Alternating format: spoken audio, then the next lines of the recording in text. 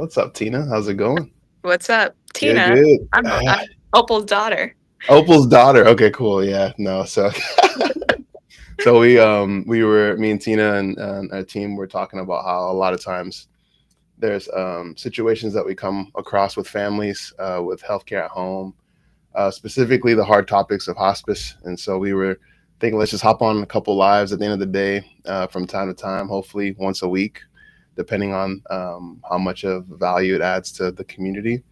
And so we were like, what if we did like scenarios? We would hide, our patients from a HIPAA standpoint, but also just specifically point the situation out so that we can walk families through it. So this week, we named this patient Opal. I think Opal's like the name that everyone that everyone loves. Opal, Ruby, um, all the gems. So Miss Opal is a diehard Cowboys fan. Unfortunately, they lost last night, which is not fun. But we're in Texas, so I'm sorry if you're not a Cowboys fan. We're in Dallas, so there's a lot of Cowboys fans out here. One of one of my friends was once told me is that if you're a Cowboys fan, you probably must have a lot of faith because they're not always not always winning. So Miss Opal is 82 years old. She has congestive heart failure. She's been in and out of the hospital a lot recently. Her cardiologist has, stated that maybe she could do some more procedures, but her heart may not take it, unfortunately. And so this situation is we've seen these situations a lot. And so me and Tina were like, let's just walk it through. So Tina, you're gonna be Opal's daughter. Does that sound Yes, cool? Yeah, that sounds great. sweet, sweet. And so I think Tina called the office recently. The doctor said a hospice consult, and so she Googled There's hospice. just companies near me, Nice. and Charlin was the first one that popped No up. way. No, are you serious? That was Yeah, awesome. Oh, that's I know. cool. So I was like, let me call them, see what they have, and let's walk through this together. Sweet. Cool. Cool. So Tina, like, feel free to fire away any questions you have in general for your mom. Yeah. So I got the referral from our doctor. He said that we should probably look into hospice care for our mom, Opal. Can you explain the process on getting it started? Can we start today? Yeah, no, that's a great question, Tina. So, for your mom, I think, it's probably a hard situation to talk about, hospice care in general. But really hospice is there to support you, support her, if she qualifies. And so it can start pretty quickly. We would have to get the order from your doctor. And then usually there's kind of like back end things that we have to have, which is like the clinicals, insurance, all the demographics, her location, where she's at. And the back office will get all that information and coordinate with you on if everything is a go and everything is good to go. Then a nurse will reach out for an admission, and it could be as soon as tomorrow or same day if we get everything. So usually, you know, everything has to kind of line into like fall in line specifically. So with her congestive heart failure, there has to be measures that's met. She has to meet these specific diagnosis qualifications in order for her to be approved for hospice. And the team will look at that and review it, and then the next steps will be an admission for hospice care. So Gotcha. We're kind of hesitating about hospice because from what I heard, it means that you're gonna die in the next couple months. Is that yeah, true? yeah, I think hospice is the word is just scary because nobody likes to talk about death, and especially Opal, that's your mom. You love your mom, and I think a lot of times hospice gets a bad rap too because of Hollywood and movies and people on their deathbeds. And but hospice is really doesn't mean that your mom's going to pass away tomorrow. Nobody knows. Only God knows, when that time does come. But it is a benefit of Medicare, and the goal is to keep her comfortable. If she does have 6 months or less to live, that is the goal: is to keep her comfortable and to make sure she has good quality of life, and just enjoy each day while she can. And for you, the daughter, you have that extra support, the clinical support, and so having a nurse available 24/7. You have nurses that are during the day, and then also an on-call team as well. You have DME supplies. There's just a lot of help. So, there's patients. Jimmy Carter, former President Jimmy Carter, he was on hospice for like a year and a half. There's qualifications that have to continually be met, and if she continues to qualify for that, then she can continue to stay on hospice care. So, Gotcha. And all that stuff you're mentioning, the supplies, the DME, the yeah, nurses, how do we pay for that? My mom has yeah, Medicare. yeah. Okay, cool. So Medicare Part A covers hospice care. So if you're A and B, there's different parts of Medicare, but it does cover 100%. And so the supplies that are needed for her care. There is each hospice, whether it's us or any hospice, they have kind of like a formulary, a list of supplies that they will send out. And then you can kind of pick and choose which ones that she will need specifically for her care at home.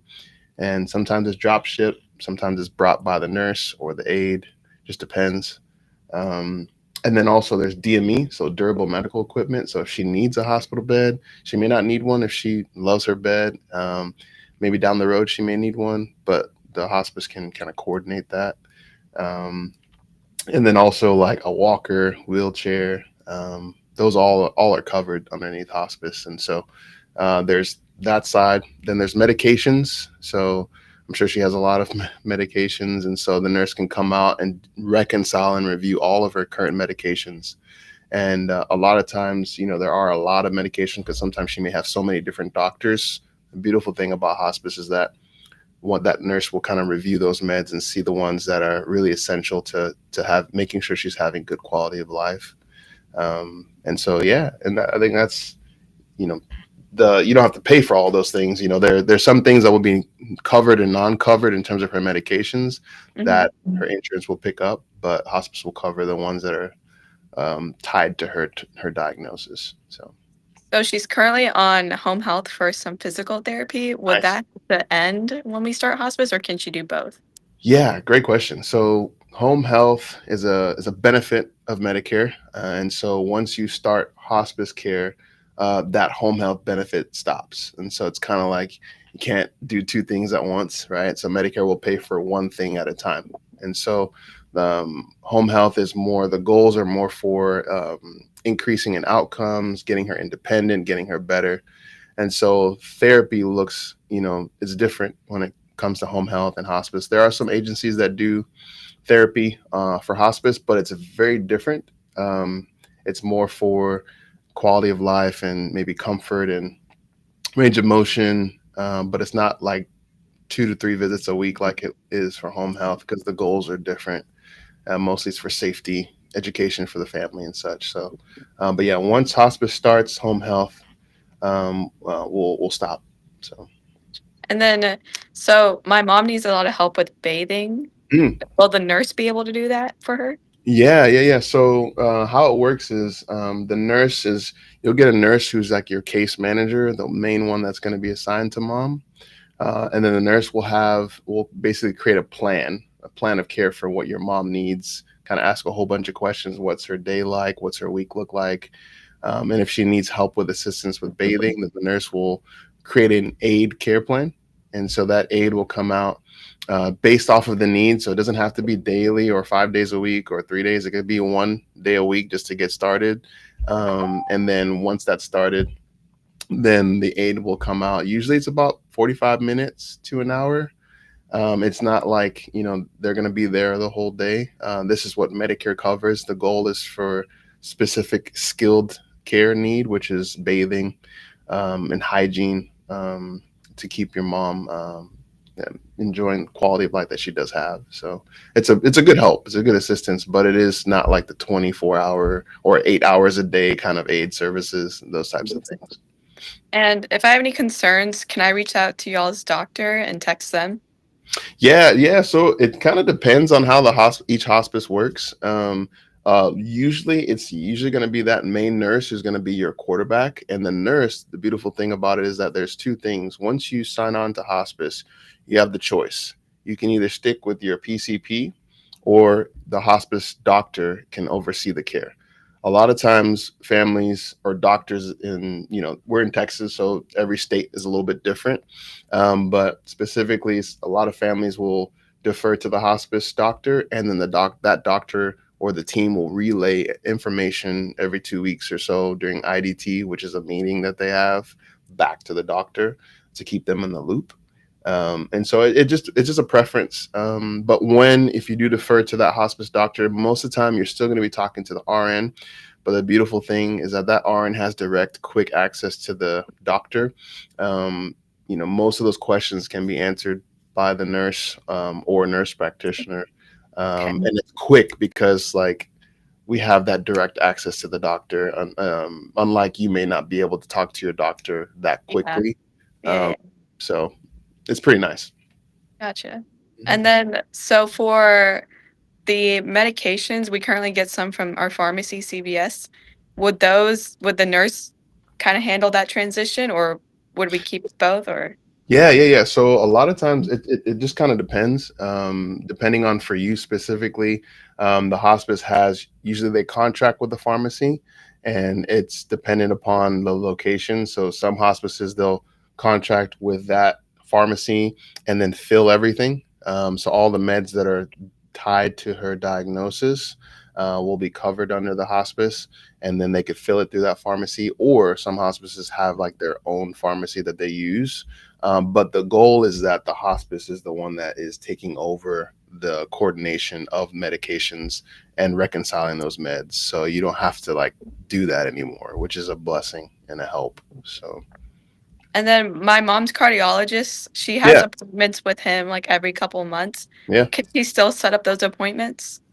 Yeah, I think so. It depends. All of these are kind of tailored situations and what the goals are. You can always still see your doctor, but a lot of the things that are done for her in terms of her terminal diagnosis will be kind of overseen by the hospice. But it just depends on what those appointments are for, and what's needed. Insurance can kind of, we have to kind of be like specific with that, and so it just depends. So Got it. And then if my mom has some emergency in the middle of the night, do we have to wait? Can we call our nurse, or how does that work?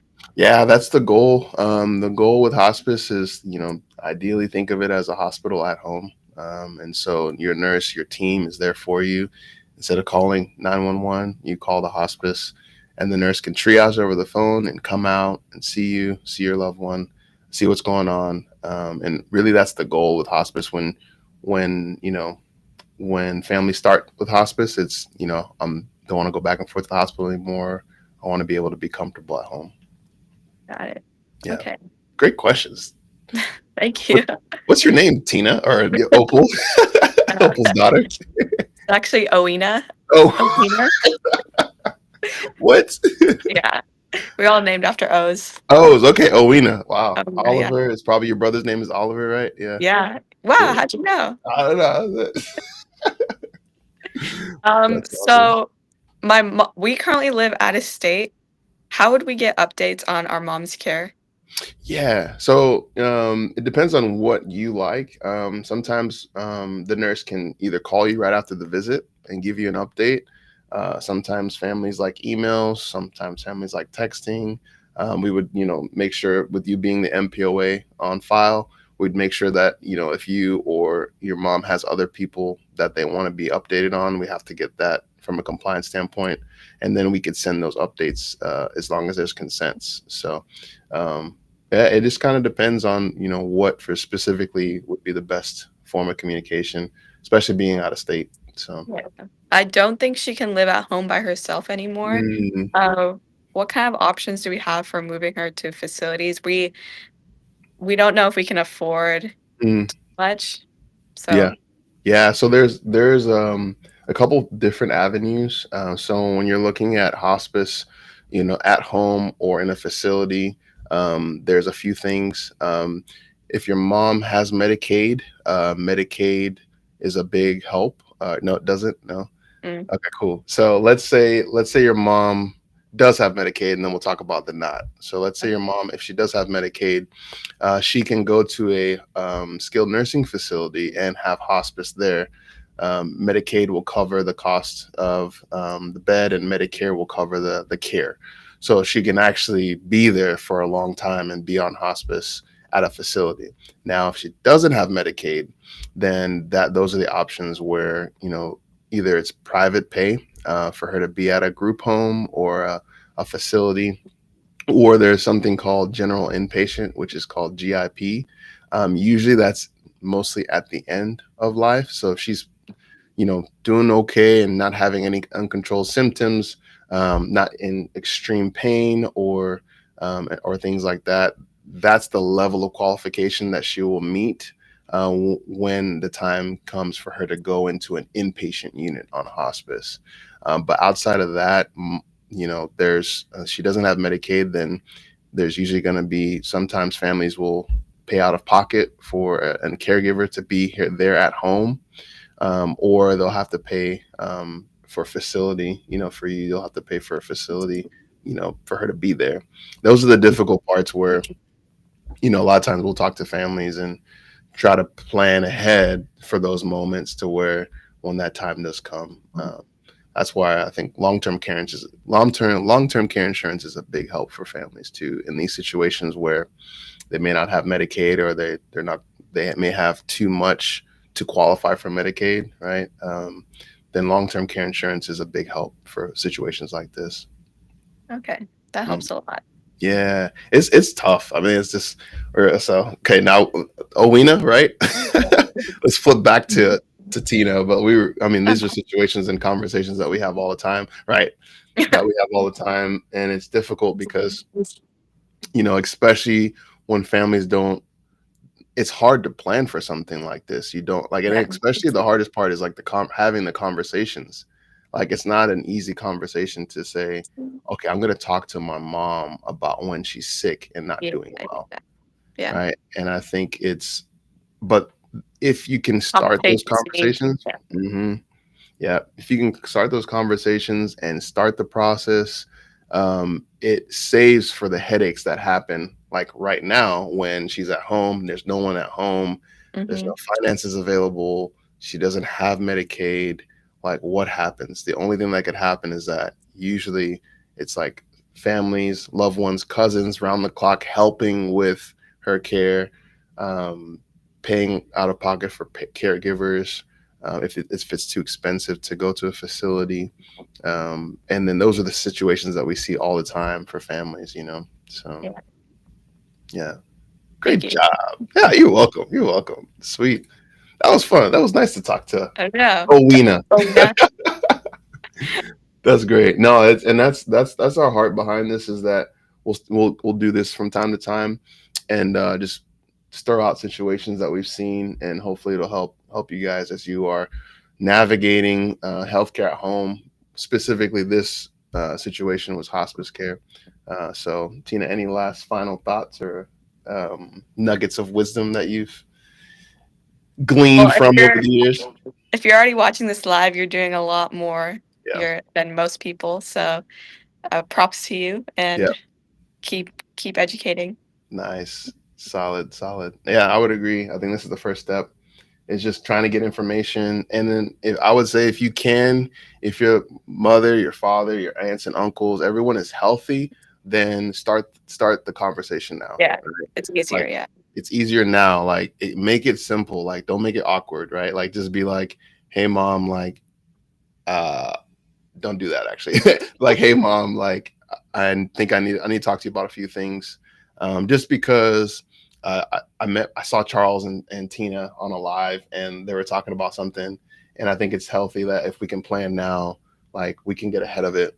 And so people do financial planning all the time, but it's very hard to do planning with healthcare, and so there's Never so many know, yeah. ways. Yeah, the Conversation Project is a great tool. We'll probably throw that in some of the links out there. Yeah. That the Conversation Project has like toolkits for you to specifically use to actually start having good, healthy conversations about medical power of attorney, will. So you guys can Google Conversation Project, but we'll throw it in some of our links as well when we post it on our socials. But it is great starter questions to ask, like, hey mom, who's your PCP? Mom, who's your cardiologist? Okay, you want, okay, cool. Then write it down, right? Because the last thing you want is like when your loved one is sick, you're just scrambling, you know? Yeah. So cool. Awesome.